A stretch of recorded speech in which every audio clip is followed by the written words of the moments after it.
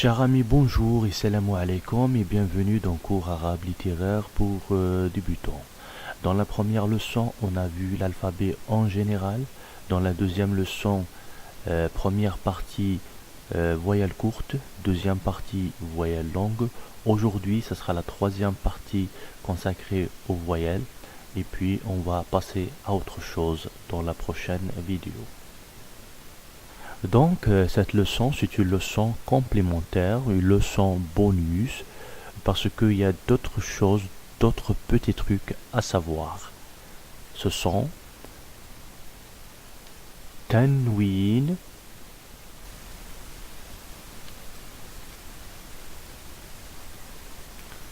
sukoun,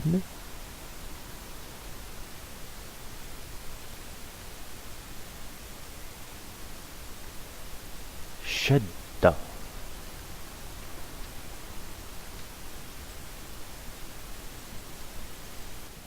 Qu'est-ce que c'est que le tanwin? Le tanwin, tout simplement, c'est un noun qu'on n'écrit pas. Ce noun, il n'est pas manuscrit. Il est juste, on le prononce. En fait, on le prononce, on l'entend, mais on ne l'écrit pas. À quoi ça sert ce noun? Tout simplement, adoucir la fin brutale d'un mot. C'est-à-dire, un mot, quand on prononce un mot, en fait, si on n'ajoute pas ce petit noun, la fin sera brutale. Par exemple, qitto, qitto. En fait, ça s'arrête comme ça d'un coup. Alors, au lieu de dire qitto, on dit qitton. Ça va faire plus doux, plus joli. Ce noun, comment on l'ajoute? On ne l'écrit pas, comme je dis qu'on ne l'écrit pas. Alors, comment on l'ajoute? Comment on sait qu'un mot il contient ce noun? Tout simplement, si vous voyez une voyelle courte doublée, ça veut dire double fatha, double kasra, double dhamma, vous lisez le mot et on ajoute un noun à la fin qu'on le prononce mais on ne l'écrit pas. Un exemple avec la lettre B, donc on ajoute un fatha, ça fait ba. Si on ajoute double fatha, ça fait ben. C'est ça le fameux tanwin, tout simplement. Donc il y a double fatha, c'est ben. Donc maintenant c'est bou. On ajoute double dhamma. Tout simplement, vous l'avez deviné, ça fait boun. Tout simplement. Donc on prend la lettre B avec kasra, ça fait bi. Si on ajoute double kasra, ça va nous faire tout simplement bin. Ba ben, bou bun, bi bin. Un autre exemple avec tha. Donc tout simplement ça fait tha, thu, thi, than, thun, thin. Avec qaf, qa, qu, qi, qan, qun, qin. Na, nu, ni. Nen, nun, nin. Et c'est pareil, exactement la même chose avec tous les autres lettres de l'alphabet arabe. Et quand on commencera bientôt, j'espère, à étudier le vocabulaire, donc tous les mots, presque tous les mots, on va les unifier, on va ajouter ce tanwin à la fin. Par exemple, on va dire qalamun, qalamun. On va pas dire qalamu, on va dire qalamun. Burtuqalun, burtuqalun. Kitaban, kitaban. Hatifin, hatifin. Maintenant, on va voir qu'est-ce que c'est que le sukoun. Sukoun. Donc, avant d'entamer cette partie de notre apprentissage, vous devriez savoir quelque chose. En réalité, dans la langue arabe, il n'y a pas des voyelles et des consonnes.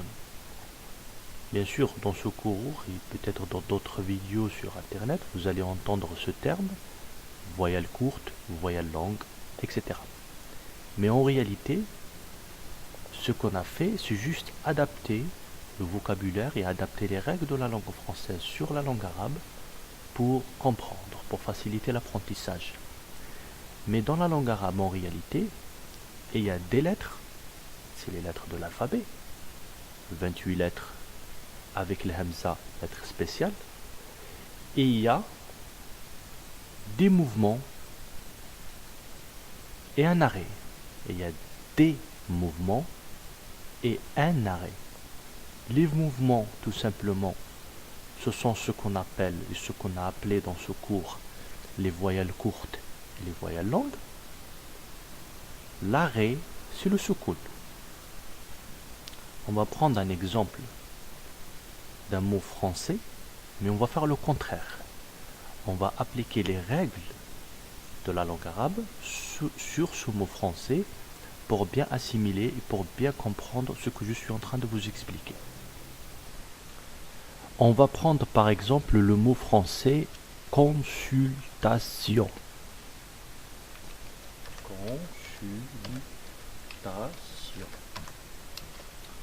Consultation. Donc on va appliquer les règles de la langue arabe sur ce mot français. Qu'est-ce que ça va donner tout ça? On a le C ici. Ce C, dans les termes de la langue arabe, on dit qu'il est au mouvement. Pourquoi il est au mouvement?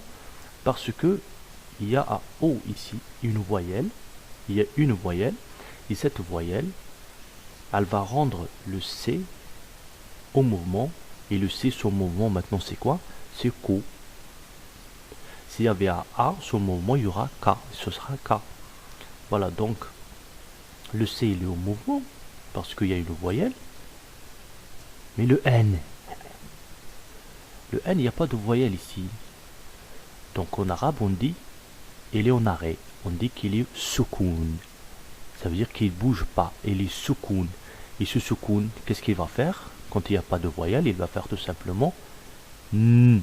Parce qu'il ne va pas faire na, il ne va pas faire ni, il ne va pas faire nous, il va pas faire. Il peut rien faire. Pourquoi? Parce qu'il est en arrêt. Il est en soukoun. Il n'y a pas de voyelle ici. Donc on dit qu'il est en arrêt. Il est en soukoun. Alors il fait n. Donc là on a le S de Superman. On a le S. Et le S, comme il est associé à une autre voyelle, on va dire qu'il est, lui aussi, il est au mouvement. Il est au mouvement, oui, alors il fait su. Mais le L, il n'y a pas de voyelle ici. Donc le L aussi, il est en soukoun. Alors il fait rien du tout, il fait comme le N. Le N ici, il fait N. Alors le L ici, comme il est en soukoun, il va faire L. Donc on a le T ici, il est au mouvement avec le A. Il danse avec le A, il fait Ta. Et ici aussi le complexe Ti, le T et le I, ils font Ti. Donc il est au mouvement, le O, donc il est associé à ici. Donc mais le N, L, le N aussi, il n'y a pas de voyelle ici. Donc il est en soukoun, il est en arrêt. Donc on dit N, consultation, N. Ça veut dire qu'il ne bouge pas. Il est en soukoun. Donc voilà, on a appliqué les règles de la langue arabe sur un mot français, donc c'est facile. Donc si vous utilisez les termes voyelles longues et courtes, ou vous utilisez les vrais termes l'arrêt et mouvement, c'est pareil, en fait le résultat est le même. Et soit utiliser l'un ou l'autre, ça va pas nuire, ça va pas, voilà, ça va pas nuire sur votre apprentissage de la langue arabe. Donc voilà, donc parfois on utilise des termes du français pour les appliquer à l'arabe, juste pour faciliter l'apprentissage. Donc mouvement, arrêt, mouvement, arrêt, mouvement, mouvement, arrêt. C'est tout, rien de compliqué. Donc on a vu qu'en français, les lettres au mouvement, c'est tout simplement les lettres qui sont associées à une voyelle. Et les lettres qui ne sont pas associées à une voyelle, ils sont en arrêt, mais on le voit. En français, on le voit. On voit les consonnes, on voit les voyelles. Ça veut dire directement, quand on voit un mot, on sait directement les lettres qui sont en mouvement et les lettres qui sont en arrêt. Mais en arabe, c'est pas le cas. Donc en arabe, il faut montrer, il faut l'indiquer. Donc pour indiquer la lettre qui est en arrêt, on ajoute un petit zéro sur cette lettre. Bien sûr, les autres lettres qui sont en mouvement, vous trouvez soit kasra, soit fetha, soit domma, soit les trois lettres qui jouent le rôle d'une voyelle longue. Donc on a le alif, le wa et le ya. Mais quand il n'y a pas tout ça, la lettre elle est en arrêt, oui on dit en arabe, elle est en soukoun, et on va la montrer en ajoutant un petit zéro sur cette lettre. Donc un exemple. On va prendre un exemple, donc un mot arabe. Ou, ou, s, fou, ouais, fou, run.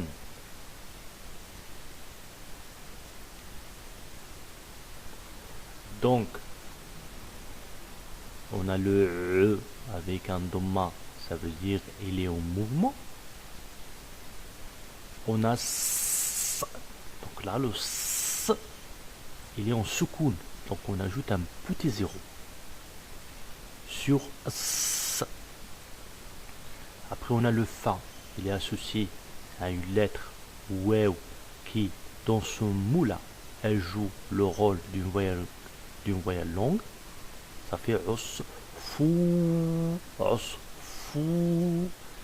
run. On a dit que tous les vocabulaires, tous les mots qu'on va apprendre, tout le vocabulaire qu'on va apprendre en arabe, on va ajouter un tanwin. Donc on ne dit pas osfouro, c'est pas faux de dire osfouro, mais le mot il va s'arrêter un petit peu bizarrement, donc c'est pour ça qu'on ajoute ce tanwin, on ajoute double dhamma ici, et ça fait osfourun. Maintenant, on va voir Ashedda. Qu'est-ce que c'est que Ashedda? Donc, on a dit que le soukoun sert à indiquer la lettre où il n'y a pas de voyelle. Une lettre qui est à l'arrêt. Et on symbolise le soukoun par un petit zéro qu'on va ajouter sur la lettre. Ashedda, c'est quoi? Ashedda, c'est un petit signe qu'on va ajouter sur la lettre. Mais à quoi sert ce signe qu'on va ajouter sur la lettre? Tout simplement, avant, ça veut dire, je sais pas quand je dis avant, c'est dans le passé.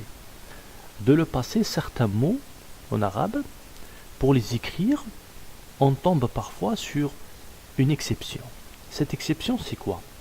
C'est que il y a une lettre, par exemple, sin, qui est en soukoun, suivie directement par la même lettre, ça veut dire suivi directement par un signe, mais le deuxième signe, il est en mouvement.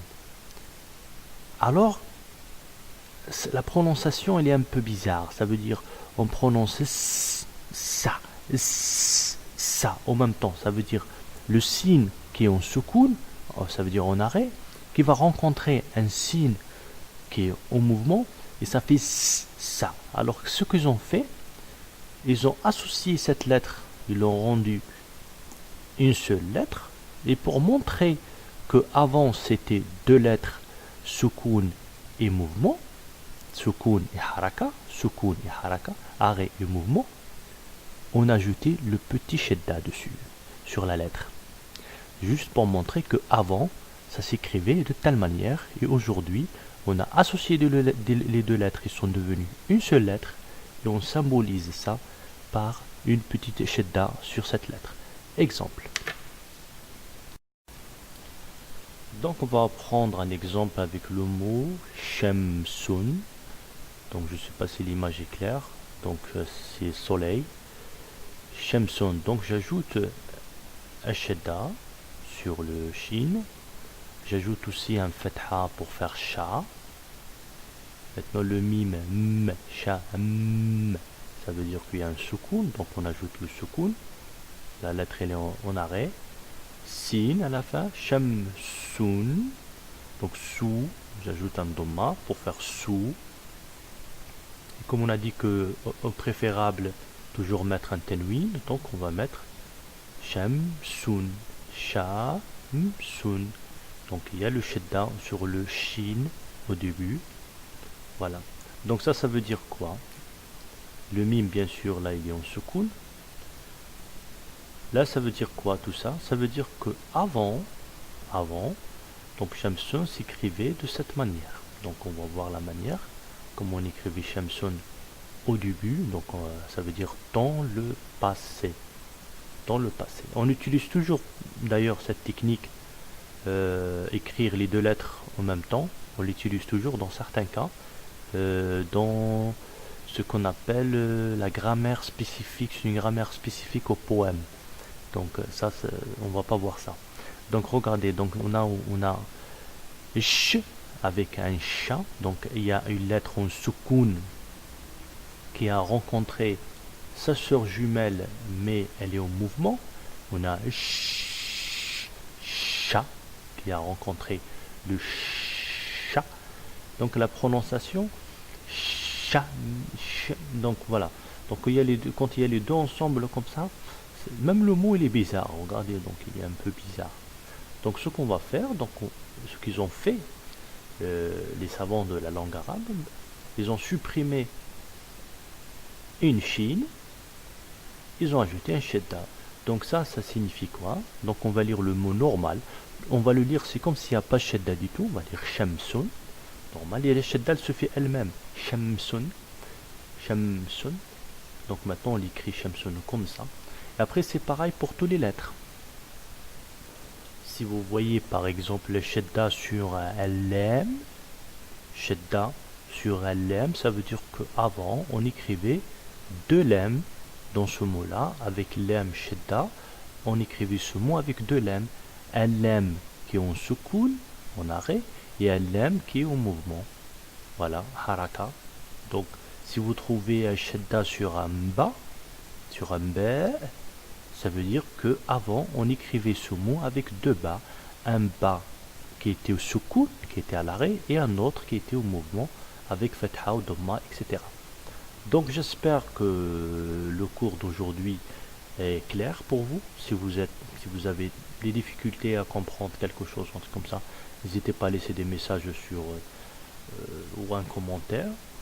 Donc j'espère qu'on se reverra bientôt sur une autre vidéo. Donc la prochaine fois, on va apprendre à écrire tout ça. On va apprendre à écrire toutes les lettres, etc. Et bien sûr, l'écriture, ça va pas prendre beaucoup de temps, c'est vite fait. Et dès qu'on finit l'écriture, on va attaquer le vocabulaire et certaines petites phrases, etc. etc. Donc je vous dis à bientôt et portez-vous bien et à la prochaine.